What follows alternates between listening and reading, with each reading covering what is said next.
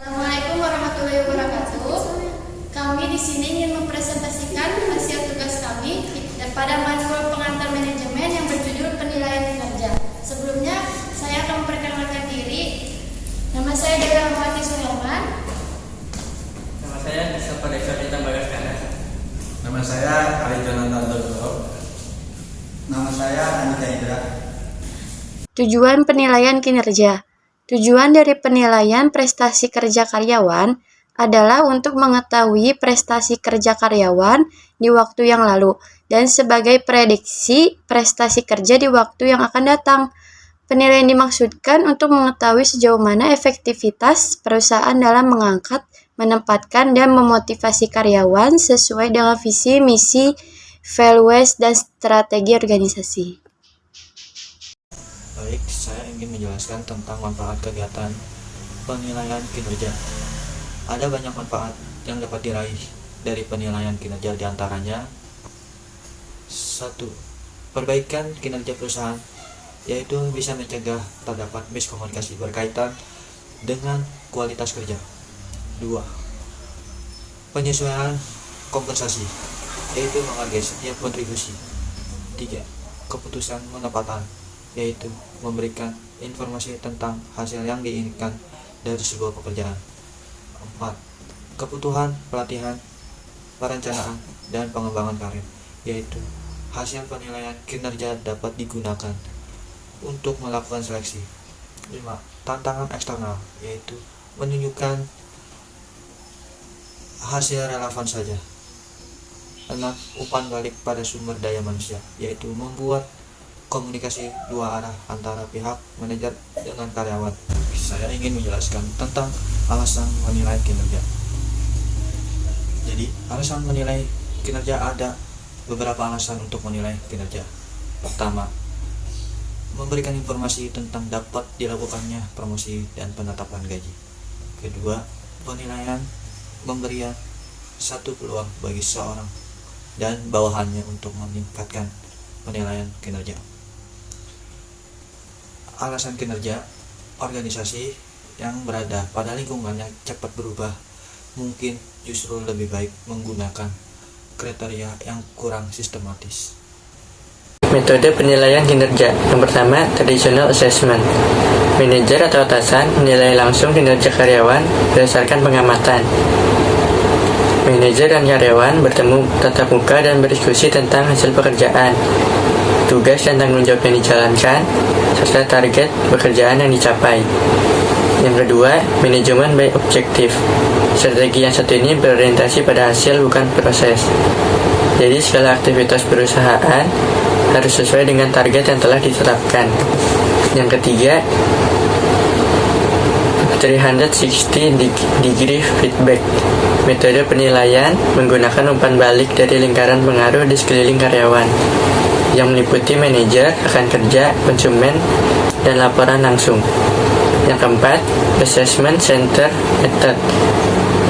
Assessment center menggambarkan bagaimana orang lain mengamati dan menilai karyawan dan pengaruhnya bagi kinerja karyawan. Penilaian dilakukan dengan metode partisipasi dalam sosial, diskusi informal, latihan pencarian fakta, pengambilan keputusan, dan permainan peran.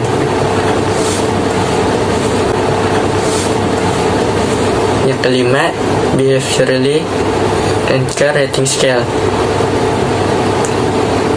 Metode penilaian kinerja ini dapat mengukur pekerjaan secara kualitatif dan kuantitatif dengan cara membandingkan kinerja karyawan dengan contoh perilaku spesifik yang diberi rating skala angka.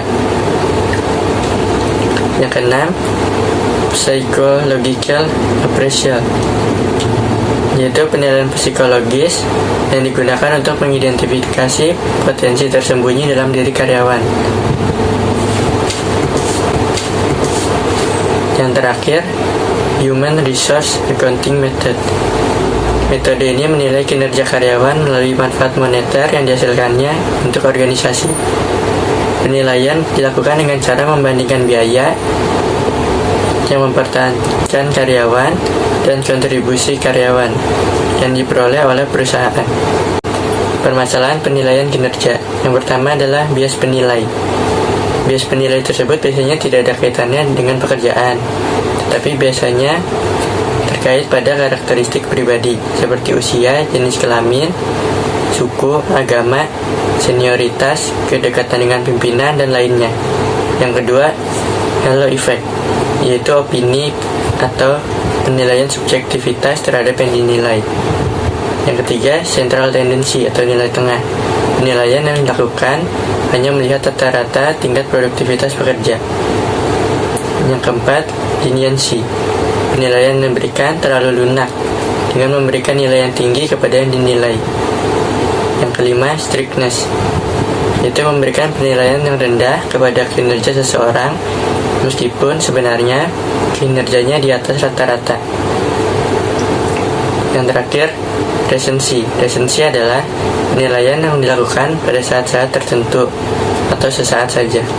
Karakteristik penilaian kinerja yang efektif adalah yang pertama, kinerja yang terkait dengan pekerjaan. Kedua, ekspektasi kinerja. Kinerja yang diharapkan oleh manajer dan harus dijelaskan manajer kepada pekerja sebelum memulai periode pekerjaan. Ketiga, standarisasi. Keempat, penilaian cakap. Kelima, komunikasi terbuka. Keenam, akses karyawan terhadap hasil penelitian. Dan terakhir ketujuh, proses pengajuan keberatan atau due process hasil penilaian. Ada kriteria penilaian kinerja. Menurut Schuller dan Jackson, terdapat 3 kriteria penilaian kinerja. Yang pertama, kriteria berdasarkan sifat. Kriteria ini memusatkan diri pada karakteristik pribadi seorang karyawan, loyalitas, andalan, kemampuan berkomunikasi, dan keterampilan memimpin. Kedua, kinerja sifat. Kinerja ini terfokus pada bagaimana pekerjaan itu dilaksanakan. Dan ketiga, kinerja hasil. Kinerja hasil ini berfokus pada apa yang telah dihasilkan atau apa yang telah dicapai daripada melihat bagaimana pekerjaan itu dilaksanakan atau bagaimana prosesnya. Baik, saya ingin menjelaskan tentang pengembangan tujuan organisasi. Pertama, pelatihan dan bimbingan pekerjaan dalam rangka memperbaiki kinerja dan mengembangkan potensi pada masa yang akan datang. Kedua, mengembangkan komitmen organisasi melalui diskusi kesempatan karir dan perencanaan karir. Ketiga, memotivasi pekerja. Keempat, memperkuat hubungan atasan dengan bawahan. 5. Mendiagnosis problem individu dan organisasi. Evaluasi penilaian kinerja. Dengan melakukan evaluasi penilaian kinerja, maka kita akan memperoleh feedback pada pekerjaan untuk mengetahui posisi mereka, pengembangan data yang valid untuk pembayaran upah atau bonus, dan keputusan promosi, serta menyediakan media komunikasi untuk keputusan tersebut.